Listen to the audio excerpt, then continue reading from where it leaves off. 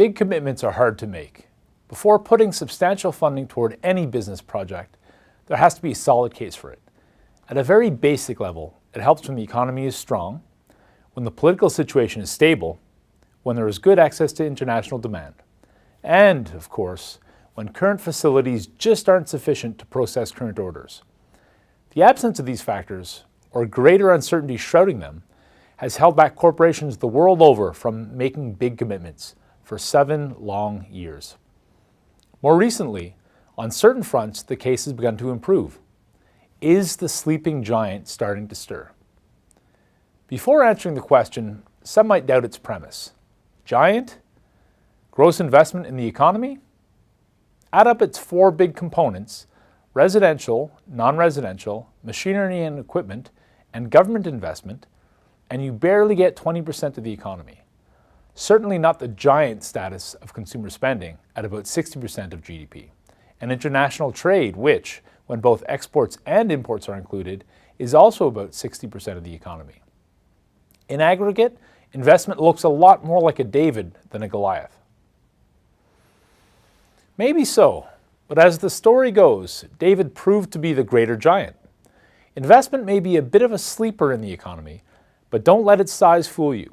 It is actually the element that to a large extent determines the economy's capacity to produce future goods and services. Take away its oomph, and it says a lot about where the economy is going. In the post-recession years, the oomph has clearly been absent. Globally, this investment cycle hasn't been shorter in duration than most, but it has clearly been the least impressive in decades. Average growth has been almost a full percentage point below the next to worth growth period since 1980. In the OECD alone, make that since 1960. Through 2016, this giant has stayed pretty sleepy. No less so than other elements of GDP, you might say. Sure, investment's share of global GDP hasn't really changed in recent years. But it has in the OECD, where the post-recession investment gap is as big now as it was in 2010.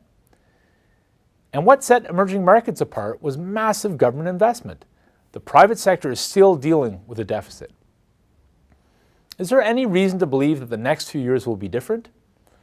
A recent commentary suggested the first glimmers of a renewed investment cycle in the machinery space. What about construction? Ask new normal analysts, and they'd say there's no hint of a change. The data seem to be on the other side. But consider these factors. First, recent weakness followed the 18-month commodity price plunge that ended in nearly 2016. Since then, a partial revival has done the same for investment plans. As a whole, the worst seems over for the mining sector, and investments can again be considered. A second factor is the industrial space. It was plagued by chronic overcapacity in the immediate post-recession years, but that has steadily been used up since. Now, OECD markets are looking at utilization rates that are as tight as they have been since 2008. Vacancy rates for industrial space in the US are in the low single digits in a number of cities, and a number of cases are about as low as they ever get. Without some kind of uptick in investment, firms are soon going to have to turn away business and jack up the prices of the limited amount of stuff they are making.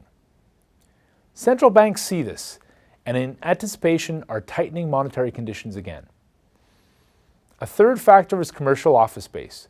Demand for the services that these glass and steel structures produce is heating up, and vacancy rates seem to be getting a lot lower. While there still is room to grow, the effect of rising pressures on average rents is likely to get the sector more interested than it has been for some time in new projects. The same trends are generally true for business investment in Canada. As things begin to heat up globally, demand is expected to be tighter in Canada's export sector. Key manufacturers are already bumping into capacity issues. The bottom line, there's little concrete evidence of a significant global upshift in investment, but there is a considerable increase in trusted preconditions. One final thought, political uncertainty has created a higher than normal first mover advantage. I'm Peter Whalen. Peter Hall will be back next week.